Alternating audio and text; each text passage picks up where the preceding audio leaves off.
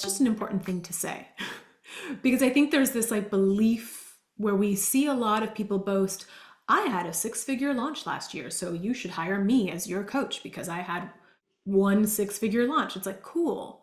How many failed launches did you have? Let's Yeah. be real about that. Let's give context to that. And also, I hope you've had failed launches. If you've had failed launches, you are learning something and you're doing something well.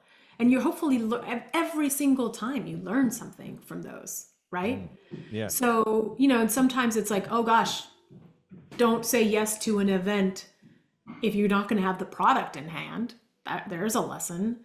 Don't spend all your energy on creating and cutting and building the product and not talking about it. I've done that in my digital business and in physical goods business. So when you spend, this is a thing a lot of us perfectionists do, spend so much time obsessing about the product and making it better and better and better that you forgot to tell people about it.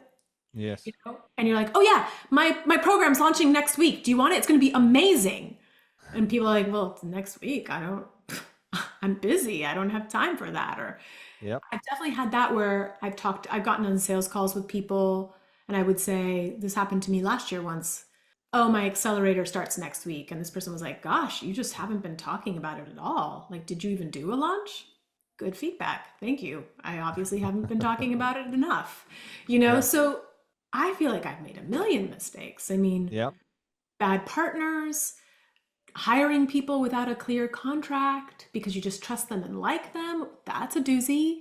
That's Yeah. gotten me into big trouble. Yeah. I mean, probably like list the list of mistakes you can make. I can check them all off and say, yep, yep, yep, done that. Worn all the Yeah. hats to the point where I was the photographer and the graphic designer and the can like I've done it all. I've made all the mistakes. Great. All right. Well, what would you say to somebody who's struggling at some juncture in their business right now, similar to some of the things you just talked about? The thing is, it's always important to look at the thing that you believe that you're struggling with. Because a lot of times we get laser focused on what we think the struggle is, and it's often something else. It's much like medicine, right? The symptom is just a part of a greater problem, or it's an effect Mm. of a greater cause, right? Yeah. And it's the same in business. It's like, let me give you an example.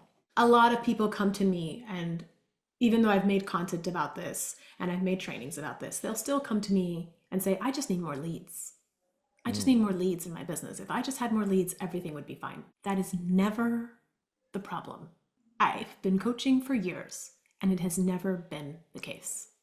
Because getting leads is actually pretty easy, but we have to figure out what's really going on in your business and in your mind and in your strategy.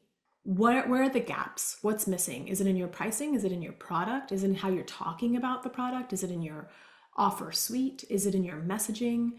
Where is the real gap? Because when you Mm. fix those gaps, then suddenly like, oh, the leads show up, Yep.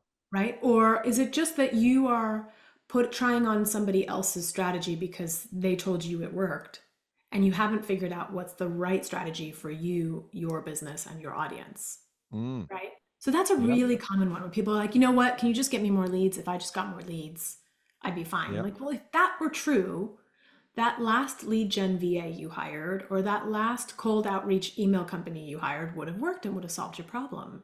Yeah.